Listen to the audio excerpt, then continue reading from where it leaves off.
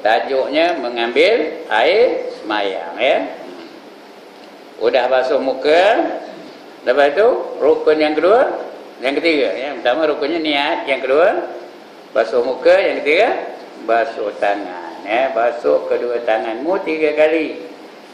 Belum lagi rupanya 31, betul lah, ya. Maka basuh olehmu kedua tanganmu serta kedua sikumu, betul, ya. Itu rukun tu. Basuh tangan serta itu tukarkan kepada hingga. Basuh kedua tanganmu serta kedua sikumu. Serta tu tukarkan kepada hingga ke sikumu. Kerana kalau serta basuh tangan dengan siku aja, tengah tak payah basuh, lengan tak payah basuh. Bila sebut hingga, ya, lengan pun kena basuh, siku pun kena basuh, tangan pun kena basuh. Hingga ke sikumu 3 kali, hingga hampir kepada kedua bahumu. Kedua bahumu. Basuh tangan dia sampai dekat-dekat nak sampai ke bahu. Tak payah kena bahu, dekat-dekat nak sampai ke bahu. Ya. Dia lagi lebih, lagi bagus. Mengapa nak lebih? Mengapa nak lebih?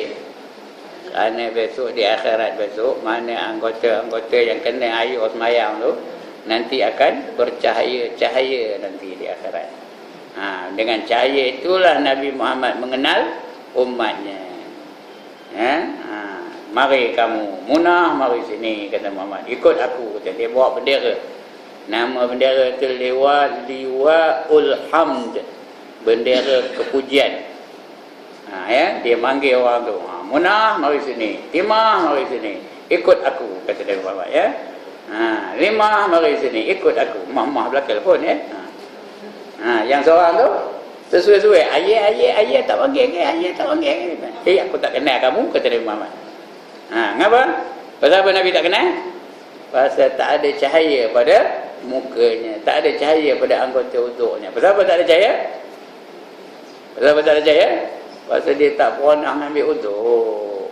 Bila tak pernah ambil uduk, ada sembahyang tak? Tak adalah sembahyang. Jadi Nabi Muhammad kenal umatnya dengan cahaya pada anggota uduknya tu. Sebab itu puan-puan, tuan-tuan, nak ambil uduk, biar lebih sikit tak apa, ya. Tapi janganlah sampai ketiak perginya masuk tangan tu. Ya, dekat dengan bau tu dah lah. 3 kali. Ya. Kerana pakaian dalam syurga itu sampai kepada tempat ini, tempat air semayang tu. Situlah tempat air tu, pakaian kita dalam syurga tu, itulah dia, ya. Dan sunat didahulukan membasuh tangan yang kanan, kemudian maka yang kiri. Basuh tangan mana dulu? Kanan dulu. Yang baik-baik guna tangan apa? Tangan kanan. Yang tak baik gunakan tangan apa? Tangan kiri. Masuk berak tangan mana? Tangan kiri, ya. Lagi? Apa lagi? Masuk tandas kaki mana? Kaki kiri. Masuk masjid kaki mana? Kanan. Makan jam tangan mana? Udah ada yang nyorok jari. Makan jam tangan mana? Tengok mana? Kanan ke kiri? Benda nikmat gunakan yang kanan. Bukan besar benar isu ni. Janganlah menyorok pula lepas ni. Tak payah. Bukannya besar benar, tapi nak menceritakan bahawa kanan itu lebih utama daripada yang kiri. Ya. Nyeduk kuah dengan sudu tangan mana? Kanan ke kiri? Kali lagi. Nyeduk kuah dengan sudu tangan kanan ke tangan kiri? Ada yang kiri, ada yang kanan. Kanan ke kiri? Kiri ke kanan? Kanan ke kiri? Kiri ke kanan? Jawabnya kanan. Kerana kuah tu nikmat. Nikmat mesti tangan kanan. Atas berselemah sudu tu dengan kuah. Udah pegang kuah, pegang pula sudu, apa dah? Berselemah sudu tu, apa dah? Lantaknya dia berselemah. Bukan dia najis. Najis ke kuah? Abu gaduh kan dia berselemah. Bukan dia najis. Tapi kalau pegang najis, mesti kiri, ya. Buang tak cicak, kanan ke kiri? Kiri. Ya. Yang buruk-buruk tu kiri. Yang cemar-cemar tu kiri. Yang baik-baik kanan. Makan cincin, kanan ke kiri? Pakai cincin tunang. Kanan ke kiri? Tengok dah ada nyorok jari tu. Kanan ke kiri? Kanan. Kecuali kalau ada dua cincin, bolehlah satu kanan, satu kiri. Kalau ada satu je kanan, ya. Itu dia. Baik. Ustaz, kalau orang kidal macam tu Ustaz? Apa dia? Kidal. Orang ngidal. Tukar, ubah balik. Dia suka makan dari kiri. Dia tukar balik. Kerana boleh berlatih, boleh dilatih. Orang makan tangan kiri itu dilatih supaya dia menggunakan tangan kanannya. Ya. Kalau ada orang tu makan tangan kiri, suruh dia tukar. Boleh. Tukang buang? Motor buah. Motor buah kanan ke kiri? Kanan, ya. Motor. Orang ngidal tu memang tangan kiri dia motor buah. Tapi dengan kanan tak apa, ya. Gunakan kanan. Ini bukan besar penuhannya, ya. Bukan pula jadi pergaduhan pula sebab itu. Macam dari kanan ke kiri ke dari kiri ke kanan? Macam dari kanan ke kiri ke dari kiri ke kanan? Ya. Yang afdalnya jawi ke rumi? Jawi. Betul, kalau macam kitab biar jawi. Tapi ustaz pun jual rumi juga. Patutnya jawi. Kenapa? Jawi itu tulisan Al-Quran, ya. Tulisan Al-Quran itu kita kena ikut dari kanan ke kiri, bukan dari kiri ke kanan. Tapi kita dah biasa dari kiri ke kanan, udah itu je. Ya. Pasal sistem pendidikan kita mengutamakan yang rumi daripada yang jawi. Patutnya tukar, ya, mengutamakan yang jawi daripada yang rumi. Kerana jawi itu tulisan Al-Quranul Karim. Baik, udahlah itu panjang benar pula cerita tentang itu, ya. Dahulukan yang kanan dari kemudian baru yang kiri. Dan baca olehmu pada ketika membasuh tangan yang kanan itu, Allahumma a'tini kitabi biyamini wa hasibni hisaban yasira. Allahumma a'tini, ya Allah berikanlah kepada aku kitabi, kitab aku. Kitab apa? Kitab apa? Kitab amalan kita. Esok semua orang dapat kitab, tahu? Ada hari convocation yang besar-besaran. Semua orang akan diberi kitab. Tak kira dia lulus ke tak lulus ke, dia akan diberi sijil kitab. Kemudian nak tahu orang lulus ke tak lulus, dia mengambil sijil dari tangan mana? Kalau dia ambil dari tangan kanan, maka maknanya dia lulus tu. Ya, dia menjadi layaklah masuk syurga. Kalau dia terima kitab dengan tangan kirinya, dia masuk neraka dulu. Sudah habis dosa dalam neraka, baru dia keluar dari neraka dan dapat masuk ke dalam syurga. Ada lagi satu cara yang lebih teruk, iaitu cucuk dada tu dengan tangan kiri. Dia cucuk dada dia sendiri dengan tangan kiri, tembus hingga ke belakang. Kemudian dia ambil kitabnya dari belakang. Dari belakang tu ambil gitu. Dah tembus itu dia ambil kitab belakang. Yang ini lama benar masuk neraka ni. Yang tadi lama juga tapi tak selama yang belakang. Ya, dia ada 3 cara mengambil kitab. Yang pertama dengan tangan kanan, yang kedua dengan tangan kiri, yang ketiga dari belakangnya. Fa amma man utiya kitabahu bi yaminih fasawfa yuhasabu hisaban yasira, kata Allah, ya. Dalam Quran tu, ya. Barang siapa menerima kitabnya dengan tangan kanan, maka dia dihisab dengan hisab yang ringan. Hisabnya ringan aja, lebih kurang aja, cincai je malaikat tu cek dia. Ya, hisabnya ringan. Tak ada cek benar. Macam kita balik dari Mekah lah. Ada tak yang balik dari Mekah? Custom tu cek benar ke ataupun teliti benar ceknya? Teliti ke lebih kurang je? Lebih kurang aja, ya tak? Mak Haji ada beli emas Mekah, kata mana ada, katanya. Padahal Mak Haji pergi Mekah, kalau tak beli emas Mekah tak sah hajinya. Kata dia lah, Pak Haji ada beli kapet, tak ada, katanya. Padahal dalam beg itu ada 16. Ya, baru lepas teroyak tu, oh ampun pada dosa aku, Jangan masuk aku dalam neraka ya Allah, jangan aku berdosa ya Allah. Khoyak. Balik-balik aja nipu custom ya Allah. Ya. Custom tu tahu ke tak? Custom tu tahu tak dia nipu? Tahu, tapi saja lepas. Itu hisaban yasiro. Hisab yang ringan. Ya. Kemudian kalau dari kiri, ashabus shimal, ma ashabus shimal, fi samumin wa hamimin wa zillim min yahmumin la baridin wa la karim, kata Allah dalam Quran. Dan golongan kiri, siapa itu golongan kiri? Mereka berada di dalam neraka yang terdapat asap-asap yang panas, udara-udara yang panas. Tiada kesejukan dan tiada keselesaan bagi mereka. Tak ada sejuk, tak ada selesa. Hangat hijau aja. Itu golongan kiri. Esok kita mati esok ada 4 golongan. Yang pertama golongan orang yang masuk syurga tanpa hisab. Yang kedua golongan kanan. Yang ketiga golongan kiri. Yang keempat golongan tengah-tengah. Kita nak yang mana? Kita nak yang mana? Kalau boleh biarlah yang pertama tu, masuk syurga tanpa hisab. Kalau tak boleh yang tu, golongan yang kanan pun okey lah tu. Dia masuk syurga, tak masuk neraka. Cuma lambat masuk syurga. Yang apa? Yang apa lambat masuk syurga? Kerana dia mati meninggalkan harta yang banyak. Sebelum dia mati, tudung ada 20 lah. Lepas tu, baju kurung ada 15 lah. Lepas tu, gelang ada 15 biji. Cincin ada 5-6 biji. Betul? Mentokar ada 3-4 buah.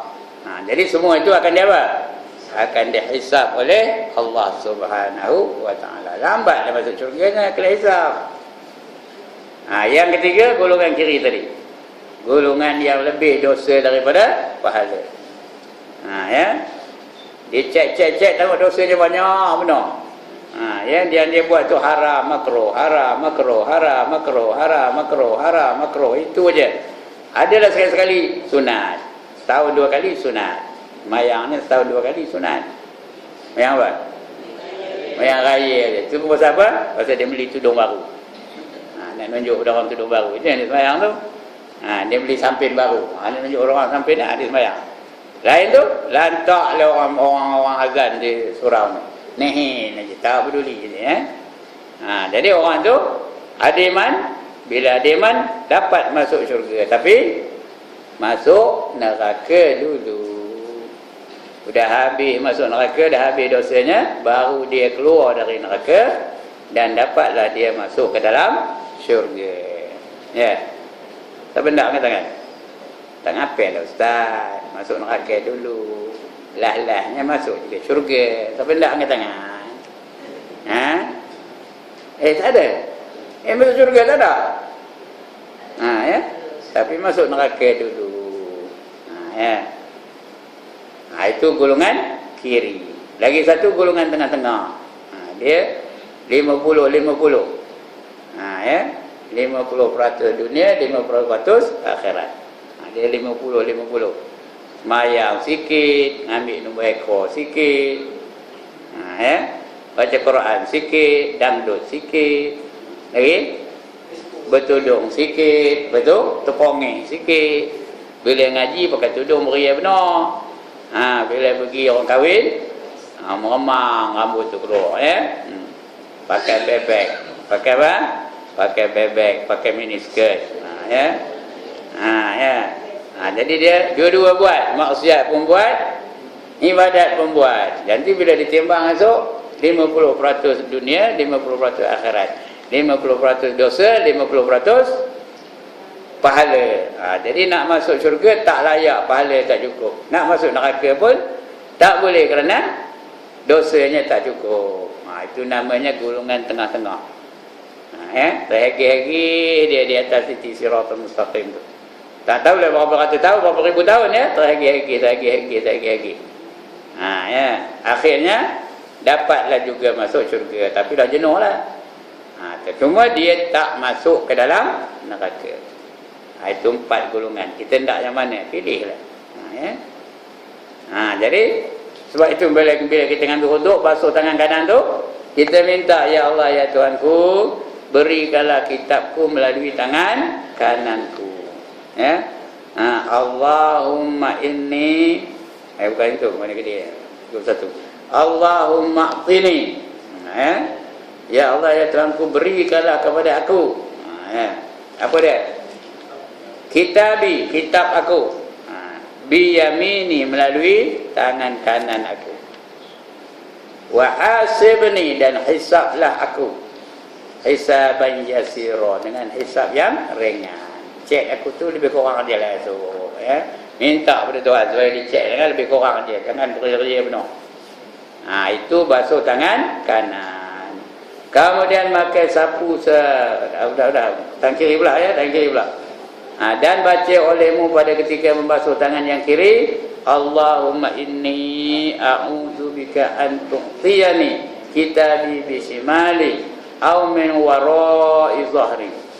Allahumma inni, ya Allah sesungguhnya aku, a'udzubika, aku minta lindung dengan kamu. Apa? An tu'tiyani, bahawa diberi kitab kepada aku. Kitabi, kitab aku, bisimali, melalui tangan kiri. Au tu ni atau. Min wara'i zahri, daripada belakang aku. Janganlah aku esok terima kitab dengan tangan kiri. Dan lebih-lebih jangan lagi aku menerima kitab dengan dari mana? Dari belakang aku. Itu doa ni. Buat ke tak ni? Yang mula muka rotor tu dah buat belum? Doa basuh muka dah buat ke belum? Ya ke ni? Apa doanya basuh muka? Udah kita belajar tu ni. Apa doanya? Dah lupa. Mana gaya ni? Apa doanya basuh muka? Allahumma, ya Allah ya Tuhanku. Apa? Cakap Melayu je. Apa?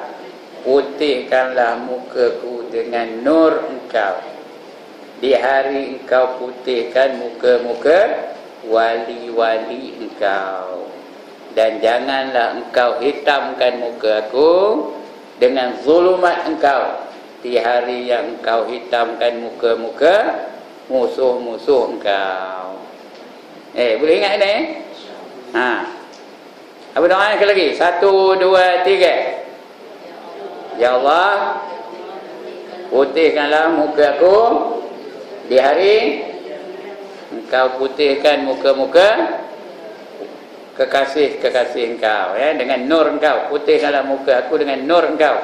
Di hari engkau putihkan muka-muka kekasih engkau. Kemudian doa apa lagi? Janganlah engkau hitamkan muka aku di hari engkau hitamkan muka-muka musuh-musuh engkau.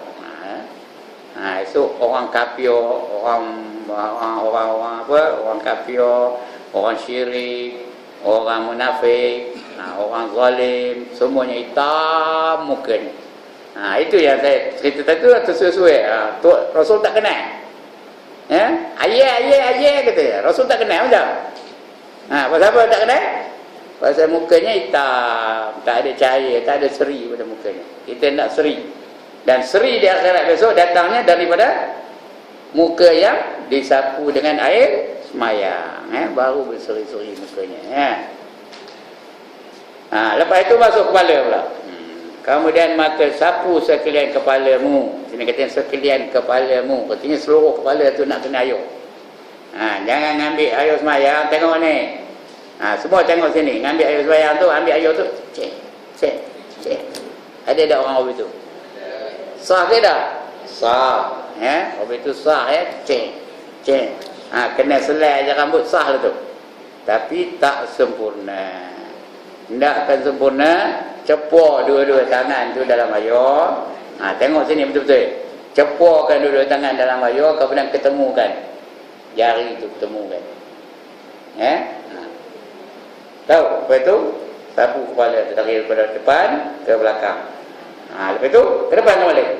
Itu satu. Betul cepur balik. Dah cepur, ketemukan balik. Kemudian sapu dari depan ke belakang. Betul? Balik ke depan. 3 kali. Itu cara yang sebenarnya yang diajar kepada kita oleh Imam Al-Ghazali. Ada buat apa tu? Tak ada. Atas? Lepas ni? Buat dah. Ha, ya. Ha, sekali lagi, macam mana? Cepurkan layar di tangan. Lepas tu, ketemukan jari kelengking dengan apa, telunjuk dengan telunjuk, hantu dengan hantu, manis dengan manis, kelengking dengan kelengking. Ya. Tak ada payah punya benar. Tak payah, ya. Asal aku dah lah, ya. Ha, lepas tu sapu kepala tu ke belakang, itu ke depan, ya. Ha, itu cara menyapu kepala. Ya. Lepas ini buat ya. Ha, memang Zuhur kan buat apa tu? Macam boleh buat? Insya-Allah ya. Ha. Lepas tu doa, ada doanya. Apa doanya? Ya Allah ya Tuhanku. Ha, ini cakap Arab ni ya. Allahumma apa? Allahumma ghashini bi rahmatika wa anzil alayya min barakatika wa azillani tahta zilli arshika yauma la zilla illa zilluka. Allahumma harrim sya'ri wa bashari 'alan nar. Ha, itu cakap Arabnya, payah nak ingatnya pun. Kita bukan orang Arab. Boleh ingat cakap Melayu aja. Apa cakap Melayunya? Ya Allah ya Tuhanku, aku minta dari kamu, lengkapkanlah keberkatan kamu kepadaku. Ha, turunkan keberkatan kamu itu kepada aku, ya. Dan berilah aku lindungan. Wa anzil alayya, turunkanlah ke atas aku, min barakatika, daripada berkat kamu. Wa azillani, dan lindungilah aku, tahta zilli, di bawah lindungan arsyika, apa? Arasy engkau, yaumala, pada hari yang tak ada zilla, tak ada lindungan, illa zilluka, melainkan lindungan kamu. Minta lindung daripada arasy Allah di hari yang tidak ada perlindungan. Kerana di mahsyar esok, matahari berapa jauh? Sejengkal dari kepala. Sekarang ni matahari jauh ke dekat? Kita tengok matahari atas tu, jauh ke dekat? Jauh. Boleh tahan ke duduk setengah jam luar tu? Tak payah payung, tak payah apa duduk. Tahan ke tak? Bayangkan kalau sejengkal dari kepala. Boleh ke tak? Boleh ke tak boleh ke? Mana tempat lain? Kecuali orang yang dapat lindungan aras. Ada aras melindungnya. Bila dilindungi aras, dia macam duduk di bawah aircon aja. Macam bawah aircon. Berada aircon perlu kipas tak? Tak payah kipas, aircon dah ada. Begitulah juga besok dia di bawah aras besok. Sejuk aja, relax aja, selesa aja, sempurna aja. Minta dengan Allah, ya Allah, berilah aku perlindungan aras di hari yang tidak ada lindungan melainkan lindungan aras engkau, ya. Lepas tu minta lagi, ya Allah, haramkanlah kepala aku atau rambutku, dan kulit badan aku dan kulit kepala aku ni daripada api neraka, ya. Haramkanlah rambutku dan kulitku daripada api neraka. Itu doanya, ya. Yang pertama minta berkat, yang kedua minta lindungan aras, yang ketiga minta diharamkan rambut dan kulit kita daripada api neraka. Ya, antara tiga ni yang mana tak? Antara tiga ni yang mana tak? Tak tiga-tiganya lah. Nak berkat. Berkat nak tak? Buat apa berkat? Tapi tak. Berkat buat apa? Tak kita nak berkat ni. Buat apa? Berkat buat apa? Nak dapat pahala. Ya. Nak dapat pahala kena berkat. Nakkan berkat kena gunakan nikmat Allah itu di jalan yang Allah redai. Bila Allah redha, dapatlah pahala. Bila dapat pahala, berkat dah namanya, ya. Mata tu boleh berkat. Boleh tak mata dapat pahala? Boleh. Boleh tak telinga dapat pahala? Boleh tak lidah dapat pahala? Segala-galanya boleh dapat pahala. Syaratnya dia berkat. Allah berkati. Bila Allah berkat, digunakan nikmat Allah tu di jalan yang Allah redha. Jangan salah gunakan nikmat Allah. Itu kita telah akan berkat. Mata berkat, telinga berkat, wang ringgit berkat, rumah berkat, tokar berkat. Apa lagi? Suami berkat, anak-anak berkat, isteri berkat. Segala-galanya berkat. Segala-galanya boleh dapat sumber pahala. Ilmu berkat, apa tanda ilmu berkat?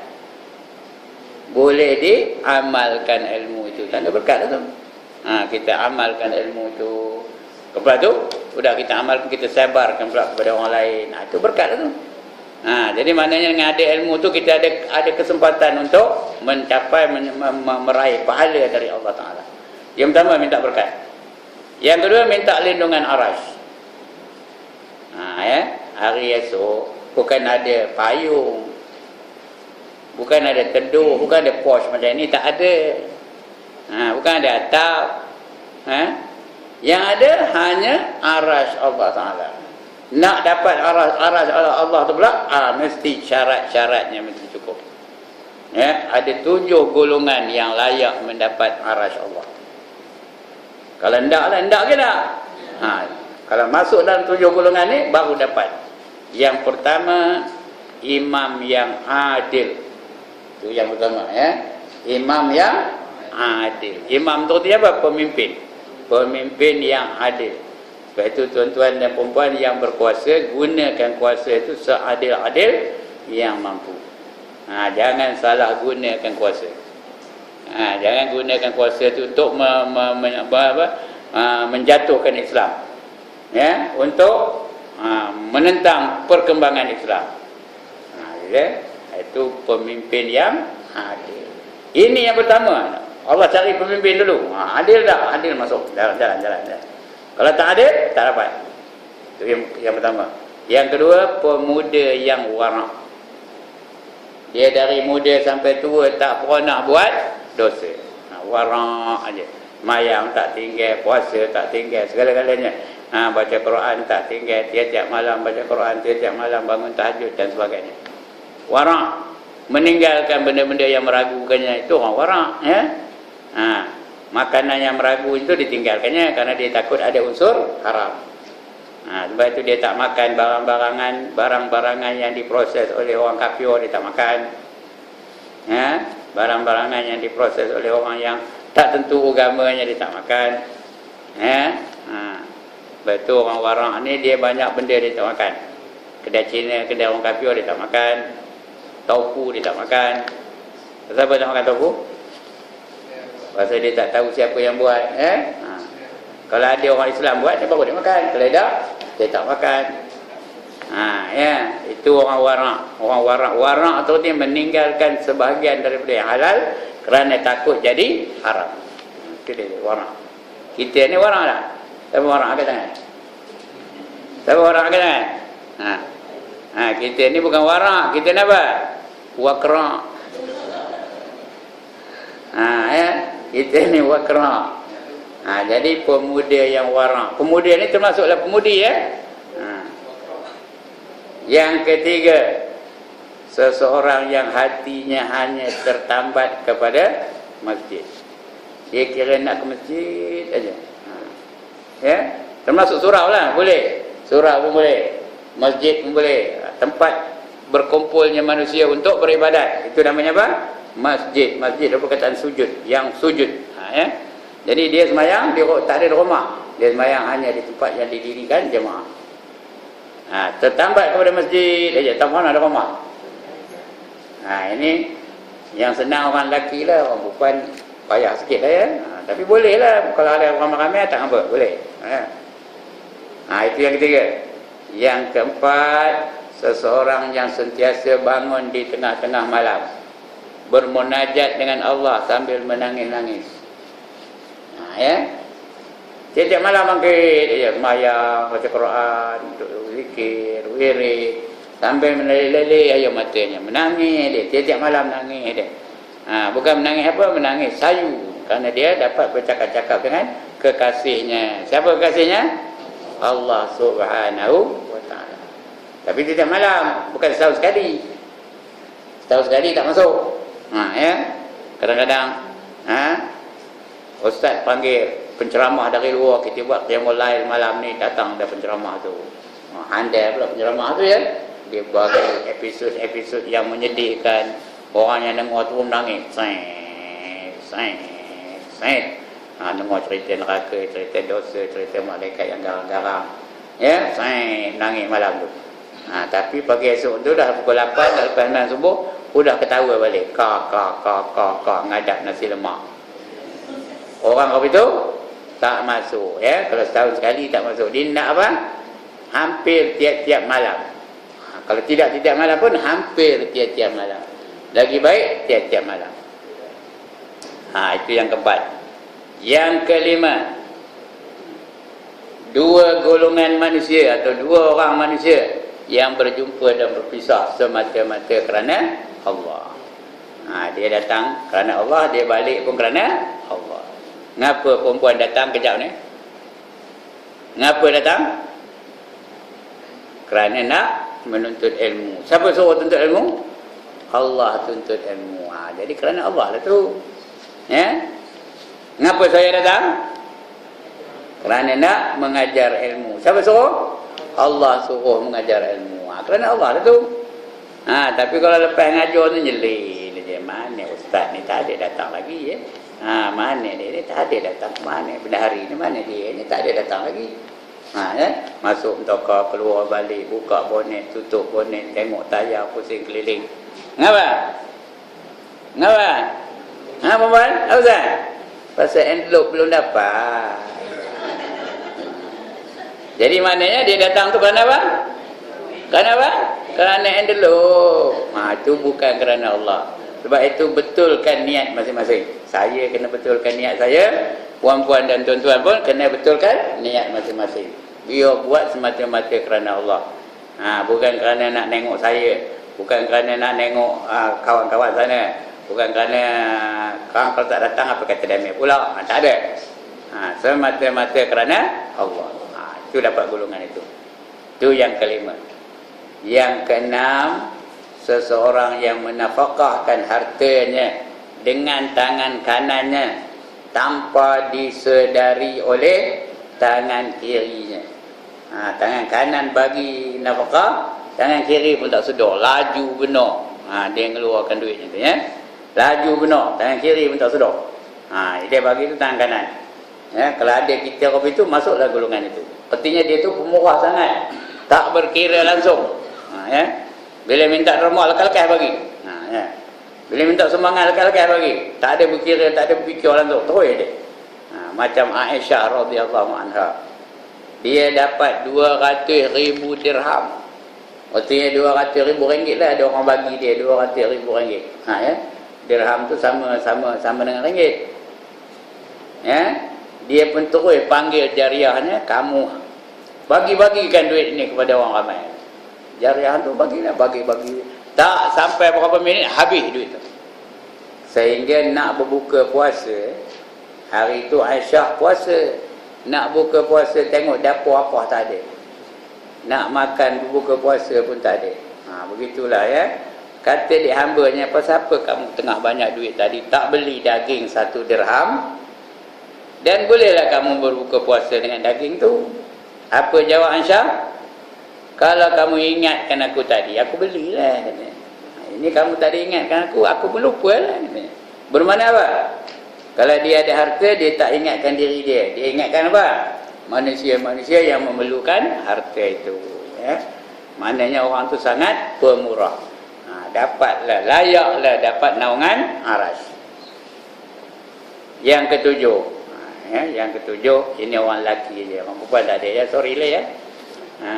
Tapi terlibat juga.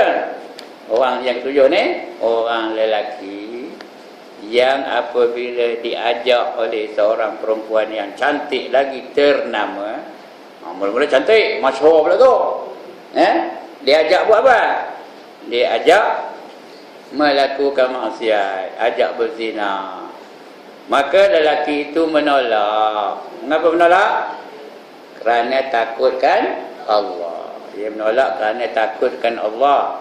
Bukan menolak kerana dah tak lalu, dah tua. Lantaklah sebut dia. Dia menolak kerana apa?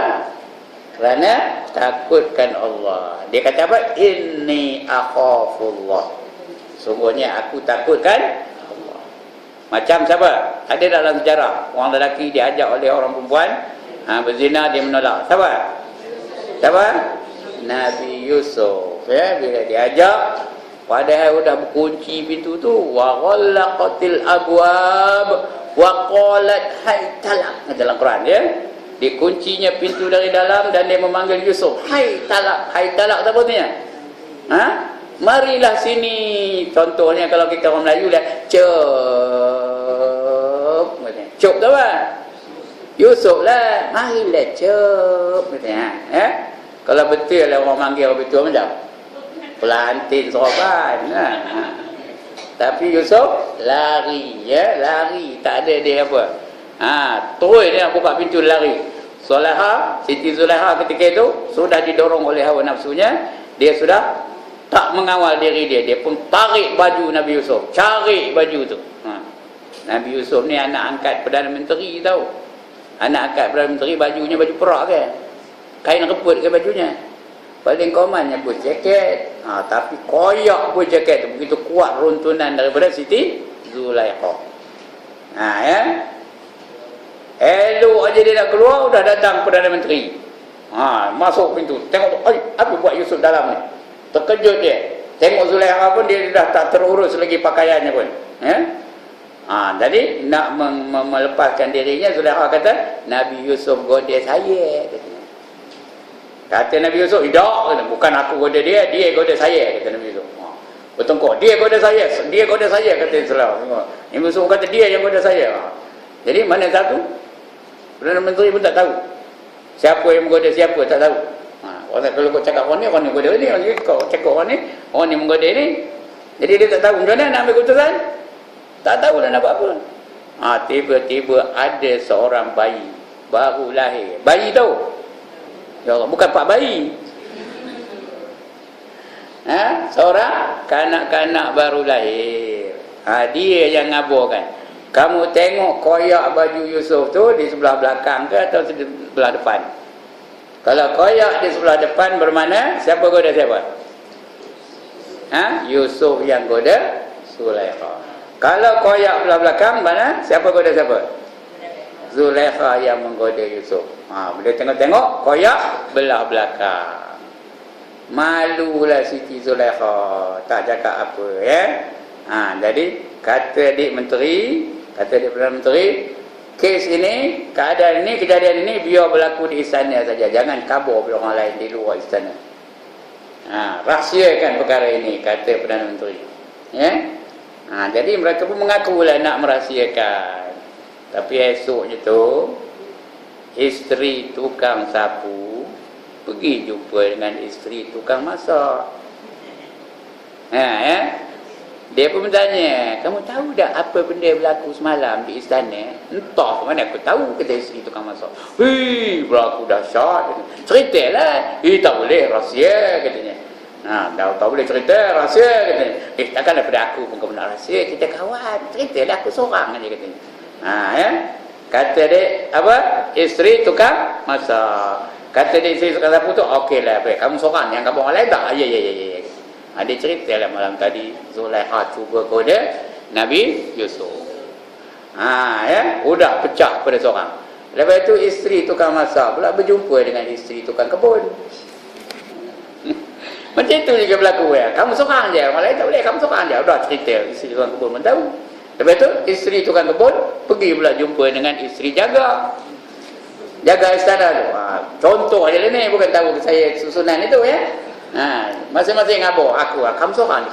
Sudahnya seluruh negeri Mesir tu heboh bahawa Siti Zulaikha cuba goda Nabi Yusuf. Malunya Siti Zulaikha tak boleh cakap ya, sampai tak keluar.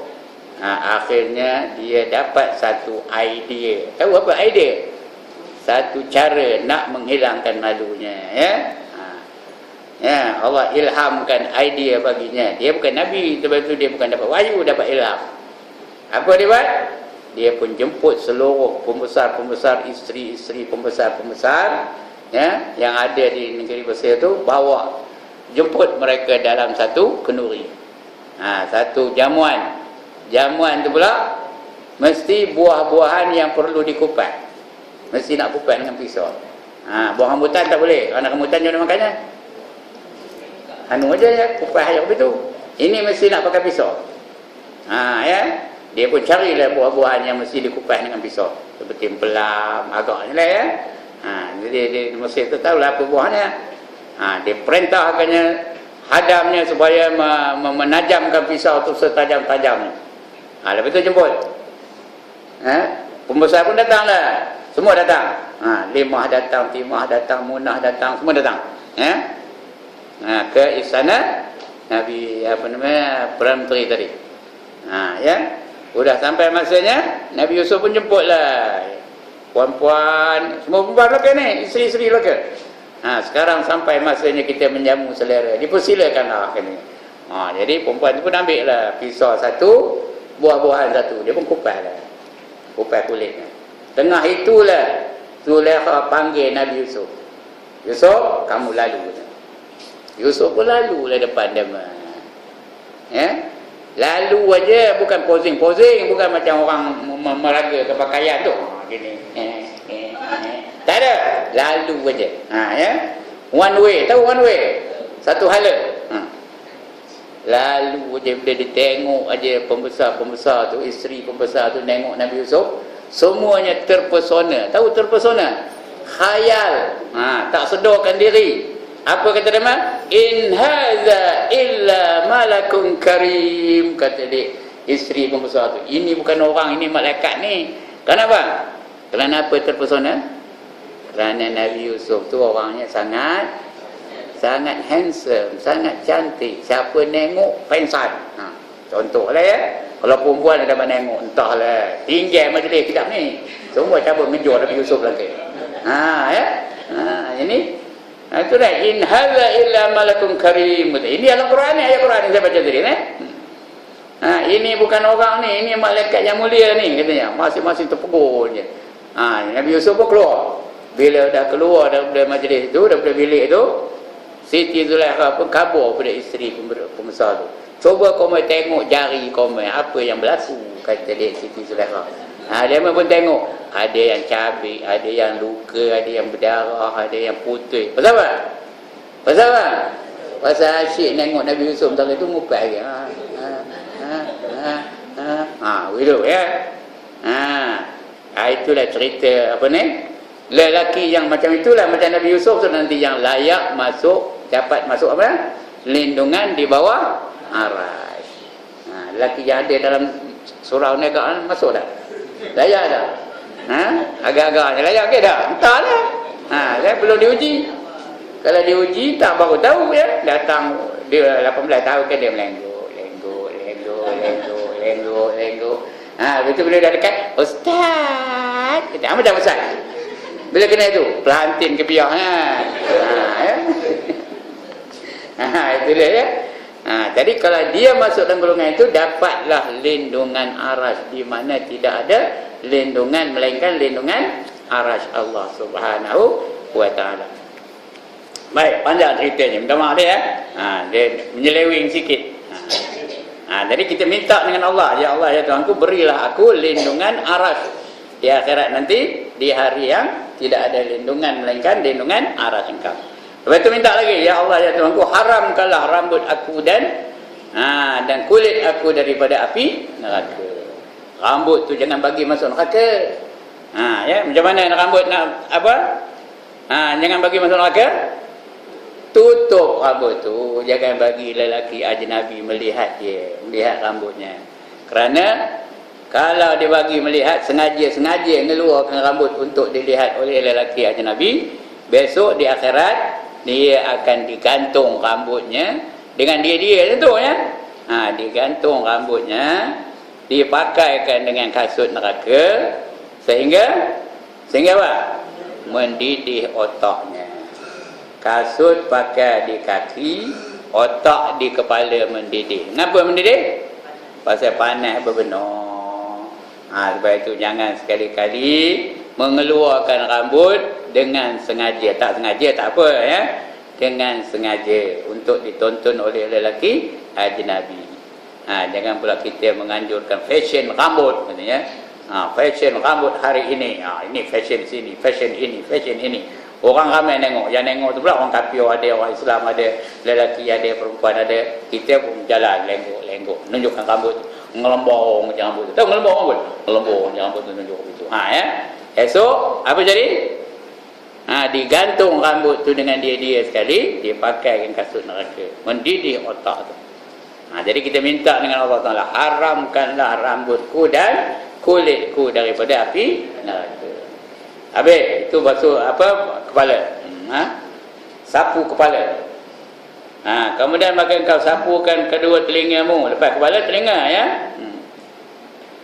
Lepas kepala kita basuh telinga. Ini hukumnya wajib ke sunat? Sunat ya. Basuh telinga itu sunat. Ya.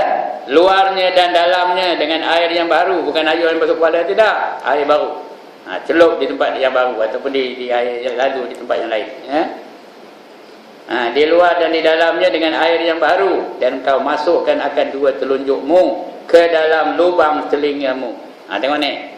Ini jari kita ni ya. Telunjuk tu masuk dalam telinga tu. Yang ibu jari ni dia sebelah luar. Nyapu sebelah luar tu ya.